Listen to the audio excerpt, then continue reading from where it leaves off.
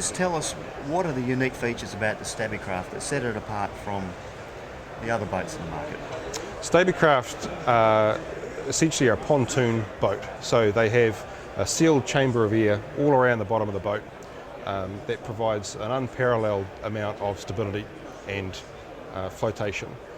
They're positively buoyant, which tells us that if the boat was to be filled with water to the top, it would still float. And because that flotation is out wide and low, it doesn't cause them to flip when they get swamped. Obviously, we're talking about the worst case scenario. What it means for most people is that you end up with a very, very stable boat at rest and a very, very safe boat when you're underway, which means that it's virtually unsinkable. We say virtually because someone will find a way, and we never want to be the Titanic and say you can't sink it, but we know that they are going to be the safest things out there on the water. Where we build our boats at the bottom of the South Island of New Zealand, our water down there is pretty nasty at the best of times, and so where we test our designs and sort of work out the DNA of our boats is an area called the Roaring Forties, and to get through to that we have to leave through the Bluff Harbour entrance, which is known as Hell's Gate, and that gives you an idea of the kind of conditions that these boats are built for. So the first Stabicraft was built 29 years ago. Like a typical Kiwi company, it started off in a garage.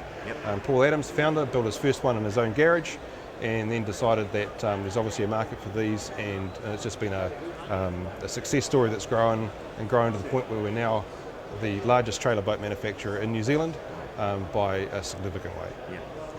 The name's it's Stabicraft? Stabicraft, yep. Is it to do with stability? Absolutely, yep. So it's basically just shortening down Stablecraft, and that's what it's all about. It's always been about designing a boat that's functional and going to keep you safe and alive, and if we can make it look half good, then we'll do that.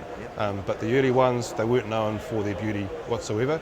They're the ugly duckling, but I tell you what, when you're in a heavy sea and you've got your family with you, and it's going to get you home safe, they're the most beautiful thing you'll ever see.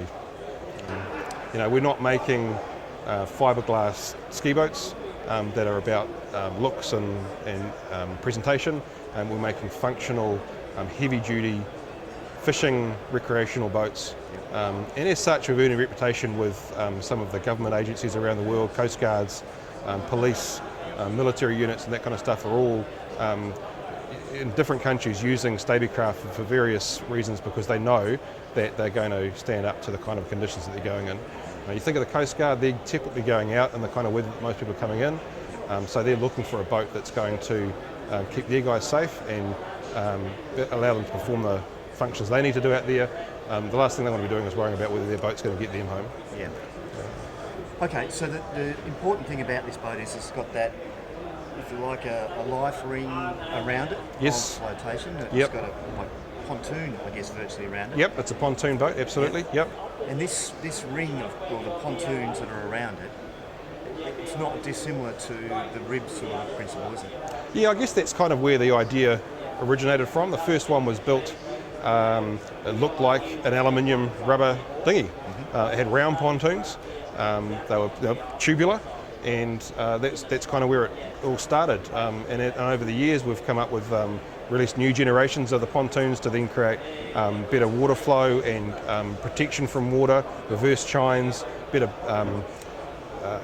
extrusions and sort of technology has gone into those to make them more functional than just a flotation device. And so they've become, they're at the heart of every boat, but they've become more than just a flotation for the boat.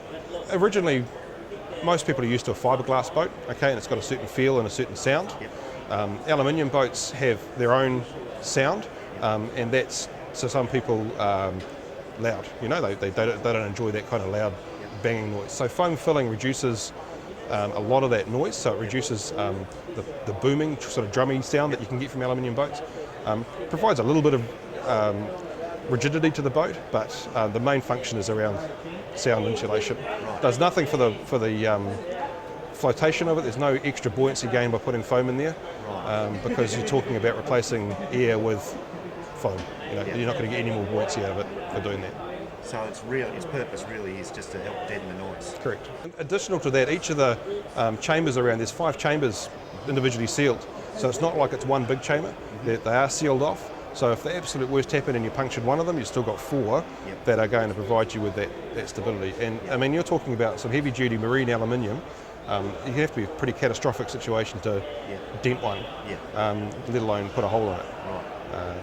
So, you know, as I keep on saying, come back into the fact that they are just built rugged, bulletproof, heavy duty design, and that's why guys love them, absolutely love them.